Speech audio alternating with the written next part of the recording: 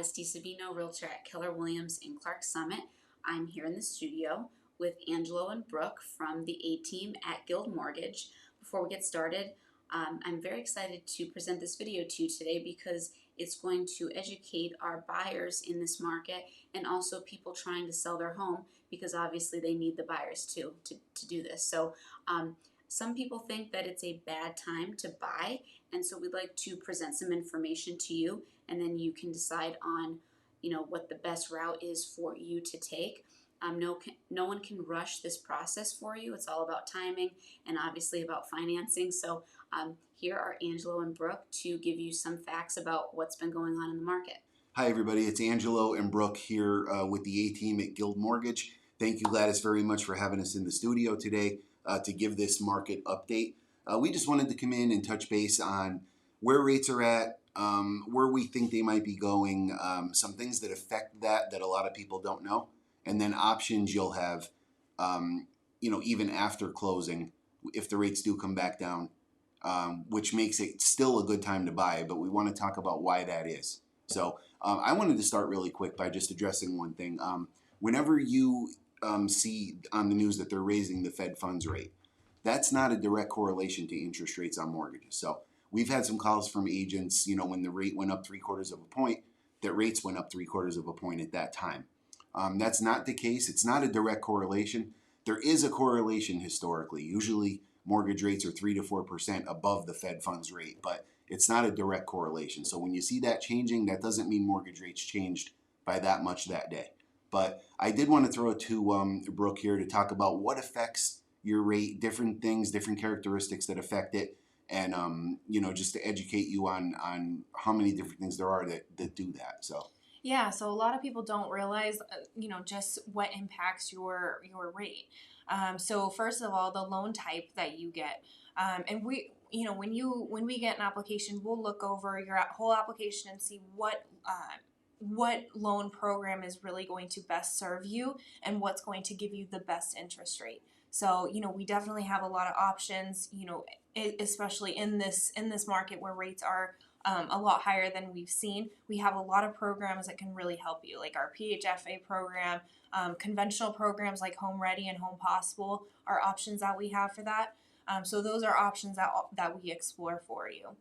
Another thing is the use of property. Are you purchasing this as a primary residence or an investment property, second home? That's going to drastically impact what your interest rate is going to look like. So a primary home, is typically is a lot better than an investment property or a second home in terms of your interest rate and what you are looking at there. Another thing that impacts your interest rate is your credit score. So, it's going to be very different if you have an 800 score or a 660, whatever it is. Yeah, that's probably the biggest impact. Yeah. The difference when you go onto a bank's website and you see their 30-year interest rate, normally that's 20% down and like an over 740 score. Mm-hmm. But people don't realize a 740 versus a 680 or 690, that's not that much of a difference, but it has a tremendous impact on the rate. So you really need to get a personalized quote when you're shopping around or trying to get the best deal. Yeah, absolutely. And then just lastly, too, your down payment is also going to affect your interest rate. So whether you're putting 5% down or 20% down, 40% down, those are all going to give you, better interest rates as the more that you put down. So that's another thing. And then if you want to talk about the options that you have. Sure. Yeah, I mean, like Brooke had alluded to earlier, as far as different type of loan options, some of them are dependent on like your income or your family's income. The PHFA rate is still very low right now. We have Home Possible, we have Home Ready. We have different things we could do to try to get you into the best program depending on your score. When people talk to us about what type of loan they're qualified for, conventional versus FHA, a lot of times we're forced to go with one or the other. But if you have a 700 credit score, most likely you're going to get a much better rate or on an FHA loan than you are on a conventional loan. So FHA isn't as picky on the score as a conventional loan is. So there's a lot that goes into it.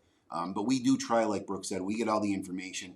Once we know your debt to income, everything going on, then we can go in and properly say this is the right program for you. Talk to your realtor about that and make sure everybody's on the same page. Yeah, and also, with interest rates being a little bit higher right now, bet like in the beginning of the year we were seeing interest rates at 2 to 3, and now we're seeing interest rates more 6 to 7. We're quoting people. So, and people think it's not a good time to buy. Well, we like to say, marry the home, date the rate. Find a home that you love, and get that home, and then once the rates go down, you can refinance. And we have, if you do have a Guild loan, we service our own loans. So that's a really great perk of working with Guild, is we service our own loans. And if you were to do a refinance with us, we have something called a Guild to Guild refinance that can give you a break on closing costs and so forth. That'll allow that process to be a little easier for you. Yeah, that's an important thing going forward is, whether your loan is going to get serviced by the lender that you're getting the loan from. You go to some online lender, and you don't know how many times that loan's going to get sold. It might make the refinance process a little more difficult. We do service our loans. We offer an easier process to do a refinance. So when the rates come down, we keep you informed even after closing about where things are at. When the rates come down, give us a call. We'll look at doing a refinance and seeing if we could save you money, if it's worth it. If it's not worth it to do the refinance, another great option we have that a lot of lenders can't do is our recast option. So what that means is once every 12 months, a minimum of $10,000 you can put on your loan, and Guild can recast that loan without charging the closing costs or anything like that, for no charges. It's on conventional loans that we do this, but it's a tremendous advantage to you to be able to do that and not have to refinance. Because the rates do have to come down quite a bit before it's worth it to refinance too. Right. A quarter point, half a point, it might not be worth it. But with this recast option, your maturity date and your interest rate stay the same, but your payment will go down. They could recast the payment and get you something a lot more, within your budget. If you are selling another piece of property or you come into some money and want to throw it on the loan, you could do that with us, and it's a pretty easy process and a great feature we offer at Guild. Yeah. So hopefully all this information helped. Hang in there as far as where everything is going. We're expecting things to maybe go a little bit higher rate wise. So again, that's another reason to get locked in when you can, going forward. Once you have a property under contract, we can lock the rate, make sure you're good to go there, and handle it from there as far as after closing, whatever needs to be done going forward. Yeah. Thank you guys so much. Let us know if you need anything. Thanks.